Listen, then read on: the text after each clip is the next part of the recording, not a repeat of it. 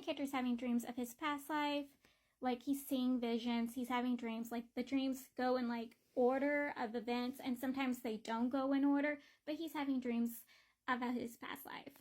Also, before he started having dreams of his past life, he used to wear feminine clothing, he used to wear dresses. His mom always wanted a girl, and, you know, she only had sons, and her first 3 older sons were just too masculine for her to put in dresses, but she used to put the main character in dresses. And then when he started having those dreams, and it wasn't like the first few dreams, but after the first few dreams, he started being like, I'm not going to wear dresses anymore.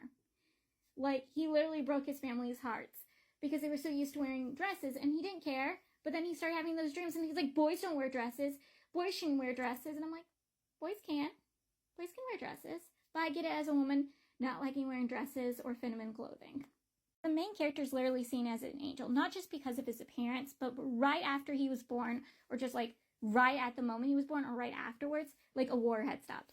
This dude's birth was involved around the time a war stopped, so everyone just sees him as an angel. Like, they see him as the one to stop the war, which he's like, don't see me that way. Like, people literally died in war, but like, don't see me that way. But like, they do see him as an angel. They literally see him. The main character died in a war in his past life. His past self literally died in the war that his new self is acknowledged for being like an angel for stopping it from his birth.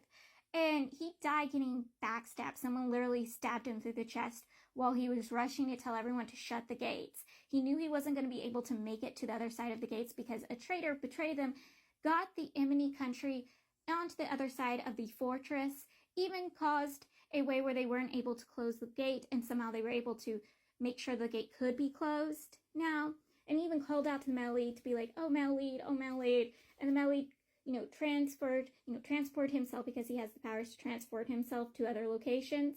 And the main character got backstabbed by someone, and I'm like, fuck. So the main character's past self and the Melide are childhood friends, like childhood sweethearts. They have cute nicknames for each other, like really adorable nicknames for each other. And the Melide is the current king's little brother, and the main character was a blacksmith's son. And they met each other when the Melide was sneaking out of the palace under disguise as a young noble, and they grew a friendship. At first, the Melide's like, who is this person treating me like I'm a commoner, someone of his status? And then he's like, you know what, I like this. So they became friends. Except he couldn't stay with the main character's side anymore, and decides that he's going to have the main character come to his academy. At this time, the main character is actually older than the Melide. The main character's past self was older than Melide, just a few years. And the main character goes to the academy. At first, the academy did not want to accept the main character because the main character is a commoner, until they found out the main character has the ability to crush things, literally crush stuff. And then they were like, oh, you can come to the academy, but you're going to be the Melide's literal meat shield, like human shield, which the Melide was displeased when he learned of this. And the main character's past self's dad was pissed about this too. He didn't want the main character going to the school. He didn't also want the main character to become a soldier.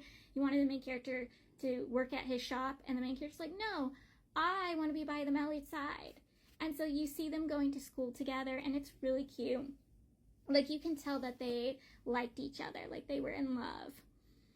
And the Melide's having issues because at the time, the current king of the story was just a prince, the crown prince, and people want the Melide to be the crown prince and become king because his mom was empress and the crown prince's mother was just a concubine. So the fortress the main character died at in his past life, the kingdom kind of has like this big, huge banquet or honorary thing they do every year.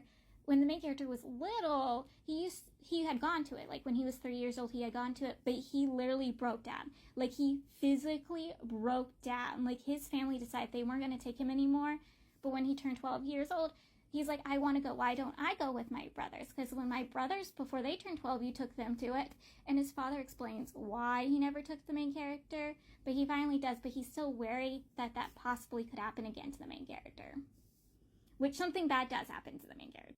So what happened was, when they were at the event, the main character was so tired and weakened from, the big travel from his home to the fortress that his family sent him to go rest in another room.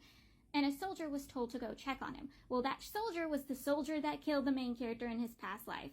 And the main character's, past self, the one that was hidden deep inside, awakens, is like, I know what you did. I'm going to reveal what you did. I know you're a traitor. And this freaks out the traitor. And he grabs hold of the main character and takes off with the main character. He plans to kill himself and kill the main character, because if anyone finds out what he did, he will be killed. And not just because he's going to be executed for betraying his country, for being a traitor. No, the person he's working with will have him killed. And so he plans to kill himself and kill the main character with him. And the main character's family finds out, and they're rushing to the main character, but there's nothing they can do because the main character's being used as a hostage. The main character's literally freaking out that he calls forth the male lead. And the male lead, here's the nickname the main character used to call him in his past life, that he rushes to the scene because he thinks it's the main character's past self, only to come across the scene of the main character being used as a hostage and not knowing what's going on. But he tries saving the main character, but he isn't able to. The traitor literally jumps off to his death. He does die, but the main character's left literally comatose and his legs broken. He was able to survive. And luckily the main character's mother has healing powers, but everyone's also literally freaking out. So there's something gross about this story, and it's the fact that there is literally a ton of 20-year-old men and 30-year-old men who are attracted to a literal 12-year-old boy. They want a piece of him. The literal crown prince questions and, goes, where have you been hiding him? Where have you been keeping him? To the main character's dad, and literally asks if he could make the main character his crown princess / queen. And states it's an honor to the main character and the main character's dad to be made into crown princess. And he states he's joking, but he's not. It's gross. It's literally gross. And I am so happy the main character's dad is looking at all the men around him with eyes of pedo, pedo, pedo. Protect your princess. I will help you protect. If you want to go against this country for all these pedo men, I will fight by your side. The age gap in this is huge. It's 20 years. The male lead is 32 and the main character is 12. They don't get together currently in the story. I think they don't get together until the main character is 18. And at that point, the male lead is going to be 38, and he's going to be literally almost 40 by the time he gets with someone who's not even 20. I had no problems with Lip and Sword, because in Lip and Sword, the main character was at least early 20s, and yes, the male lead was in his 40s, but at least the main character was 20-something. The main character's not even going to be 20, and he's going to get with a man that's going to be in his 40s. Oh my.